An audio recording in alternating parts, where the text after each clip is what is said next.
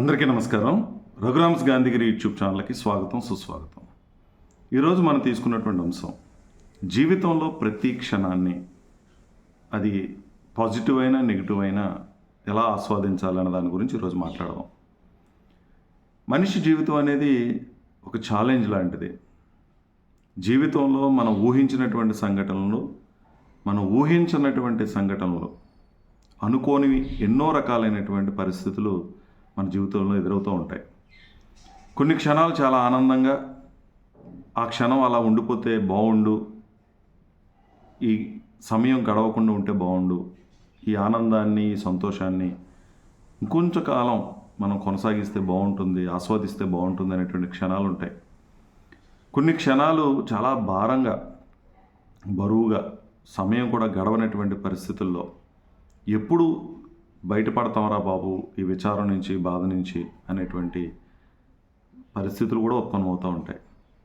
మరి మనిషి జీవితంలో అది మంచి అయినా చెడైనా ఆస్వాదించి తీరాల్సిందే, అనుభూతి చెందాల్సిందే, దాన్ని ఎదుర్కోవాల్సిందే. మరి ఇటువంటి క్షణాలని మన జీవితంలో ఎప్పటికీ కూడా గుర్తుపెట్టుకోవాల్సిన అవసరం ఉంటుంది. ఎందుకనంటే విజయం నుంచి కొన్ని రకాలైనటువంటి స్ఫూర్తులు పొందుతూ ఉంటాం. మరింత ఉత్సాహంతో, రెట్టించినటువంటి ఉత్సాహంతో ముందుకెళ్ళి పనిచేసేటటువంటి పరిస్థితులు ఉంటాయి. అపజయాల నుంచి వెనుకడుగేసేటటువంటి పరిస్థితులు ఉంటాయి.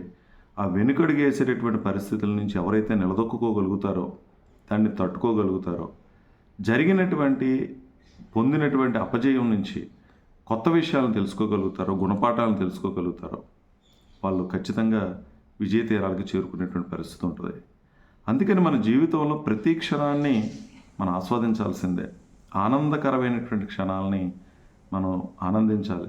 ఆనందం వచ్చినప్పుడే ఆనందించాలి, నవ్వు వచ్చినప్పుడే నవ్వాలి. సుఖంగా ఉన్నప్పుడే మనం దాన్ని అనుభూతి చెందాలి, ఆస్వాదించాలి. అలాగే కష్టాల్లో ఉన్నప్పుడు మన మనోనిబ్బరంతో, ఆత్మవిశ్వాసంతో దాన్ని ఎదుర్కొనేటువంటి ప్రయత్నం చేయాలి. అనుకోని సంఘటనలు జరిగినప్పుడు, నిరాశ నిస్పృహలు మనం ఆవహించినప్పుడు, లేదా ఎవరైనా మనకి సహకరించినప్పుడు, లేదా నువ్వు అనుకున్న దానికి వ్యతిరేకంగా ఏదైనా జరుగుతూ ఉన్నప్పుడు నువ్వు ఓపిక పట్టాల్సిందే, నిదానంగా ఉండాల్సిందే.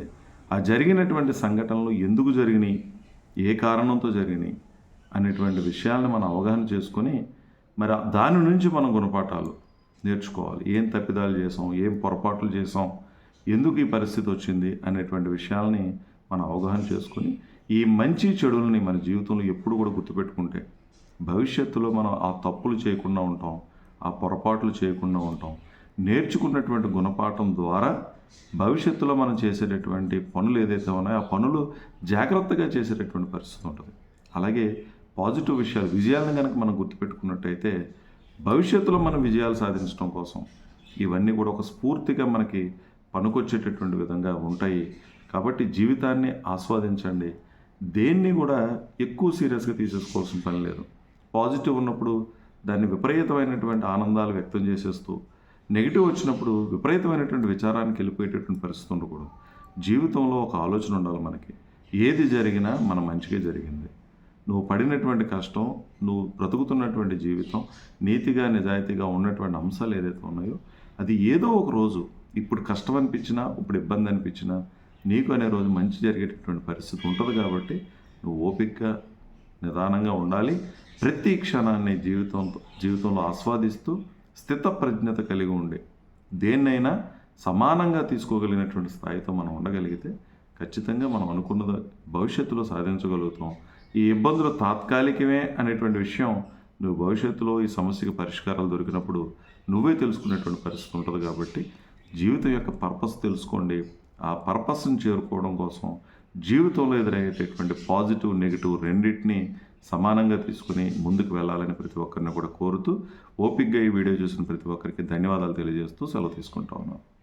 ఈ వీడియో మీకు నచ్చినట్లయితే లైక్ చేయండి, షేర్ చేయండి, కామెంట్ చేయండి. మరిన్ని వీడియోల కోసం ప్రక్కనే ఉన్న బెల్ ఐకాన్ను క్లిక్ చేయండి. నా ఛానల్లో వచ్చే మరిన్ని ఇంట్రెస్టింగ్ వీడియోల కోసం సబ్స్క్రైబ్ చేయండి రఘురామ్స్ గాంధీగిరి యూట్యూబ్ ఛానల్.